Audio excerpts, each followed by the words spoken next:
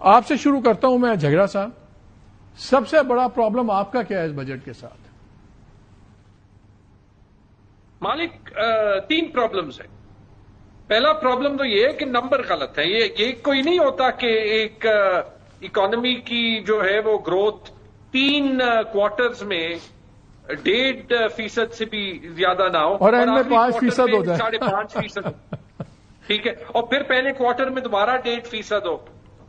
مطلب یہ کیا ہے؟ ٹھیک ہے, اس کے بعد ایسی چیزیں دیکھنے کے بعد سب سے پہلے تو بڑا مشکل ہوتا ہے کہ آپ بجٹ بلیو کرتے ہیں, خاص طور پہ ایسے حکومت کا جو کہ 1000 ووٹ کو 1,00,000 ووٹ بنا سکتی ہے اور اس کا ثبوت بھی موجود ہو, جو اس سے بھی بڑا پرابلم ہے.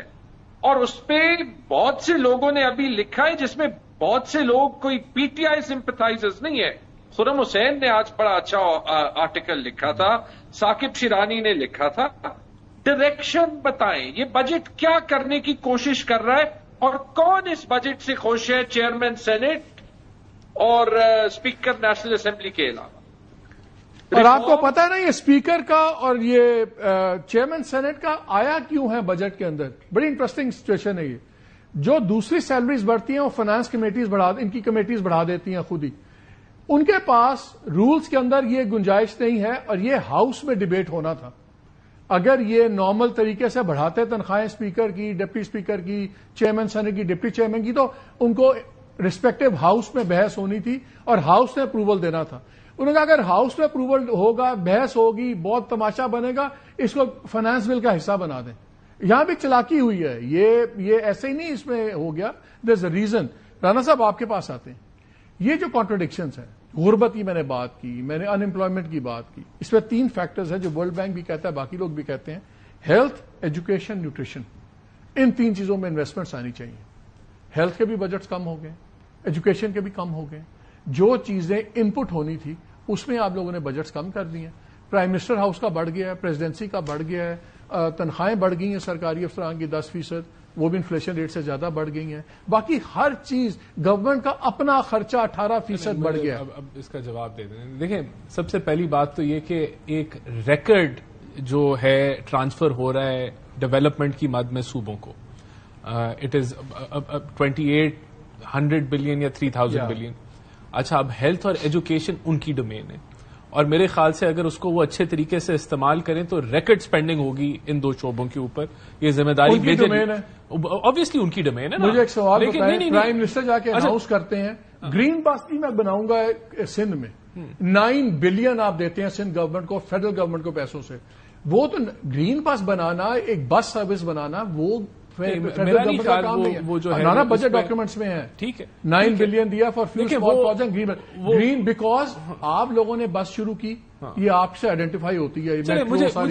یہ مجھے بتا دیں نا, اگر وہ صوبوں کو اگر وہ پی ایچ ڈی 9 کا حصہ ہے تو آپ کیوں دے رہے ہیں, 9 بلین آپ کیوں دے رہے ہیں؟ دیکھیں, میں سمجھتا ہوں کہ آپ کو پروونشل سبجیکٹس میں پی ایس ڈی پی سے نہیں ایلوکیشن کوئی بھی ہونی چاہیے. 9 بلین ہوئی بھی, اور اگر ہوئی ہے تو کوئی کمٹمنٹ کی بیس پہ ہوئی ہوگی جو پی ایم پولیٹیکل کمٹمنٹ نعرہ. ہاں, نہیں ہونی چاہیے. میں کہہ رہا ہوں کہ نہیں ہونی چاہیے کیونکہ, لیکن ہم کولیشن میں ہیں, اور اگر ایسی کمٹمنٹ تھی تو اس کو فلفل کیا جا رہا ہوگا. لیکن آئی بلیو کہ جو پی ایچ ڈی پی ہے اس کو پروونشلائز بالکل نہیں کرنا چاہیے. میرے پہ آپ 35% ٹیکس لگا کے پیسہ اپنی بادشاہوں کی طرح بانٹ رہے ہیں. یہ it is not a thing کہ نہیں ہونا چاہیے تو ہو گیا. کیوں ہو رہا ہے؟ نہیں, دیکھیں, ہم نے پی ایس ڈی پی کو کافی حد تک چھانٹی کی ہے. P S D P is mostly for جو آپ کو ایک $1 کا کور ہوتا ہے پروجیکٹس کے لیے, اس کا روپی کور آپ دے رہے ہیں, 80% تو وہی ہے. باقی یہ ایسی چیزیں ہیں جو کولیشن میں آپ کو یہ کرنی پڑتی ہیں. لیکن دیکھیں, بات یہ ہے کہ یہ جو پولیٹیکل ریزنز کے لیے کرنی پڑتی ہے, ناٹ آن میرٹ. نہیں, میرٹ پہ ہے. اٹ از, اگر کوئی ایکسیپشنز ایسی ہیں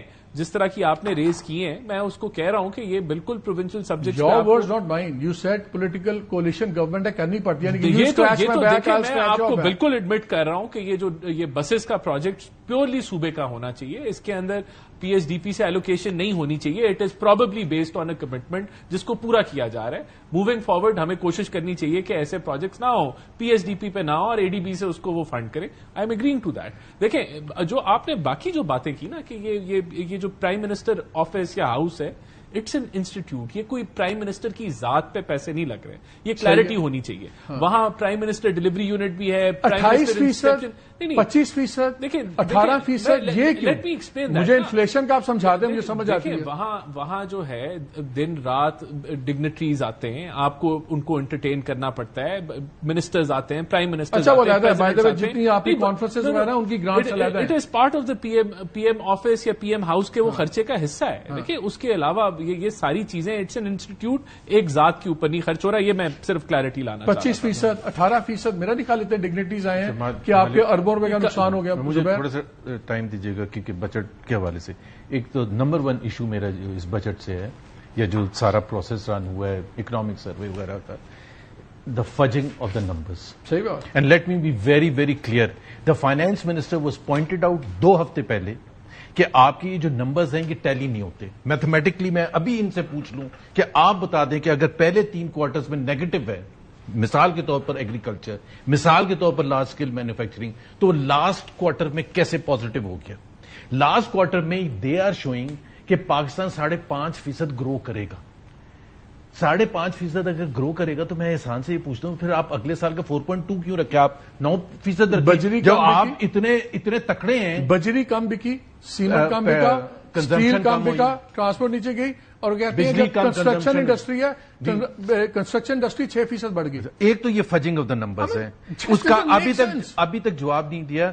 آئی پرسنلی میں نے ایک فائنانس منسٹری کے بہت سینئر آفیشل سے پوچھا, لکھ کے بھیجا یہ سارا آپ کا ڈیٹا ہے, یہ کیسے آپ کہہ رہے ہیں کہ لاسٹ کوارٹر میں ایسا ٹرن اراؤنڈ ہو گیا؟ انہوں نے کہا ہاں اس میں کچھ ہے. ابھی فائنانس منسٹر صاحب سے پوچھا گیا 2 دن پہلے, تو انہوں نے کہا میں ایک کمیٹی سیٹ اپ کر دیں. Are you so non serious? آپ کو 2 ہفتے میں سارے پاکستان شور میں جا رہا تھا کہ فجنگ ہوئی ہے, اور آپ ابھی کہہ رہے ہیں کہ کمیٹی سیٹ اپ کر دیں گے. آپ کلیم کیوں کر رہے ہیں 2.68%؟ ایون 2.68% کر لیا ہم نے.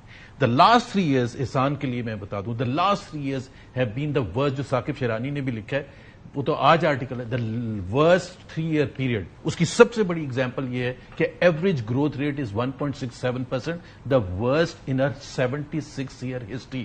اب یہ کس کا کمال ہے؟ یہ وہی پرائم منسٹر ہیں شہباز شریف جنہوں نے آ کے کہا تھا 6 مہینے میں میں ٹرن اراؤنڈ نہیں کروں گا تو میں کپڑے بیچ دوں گا.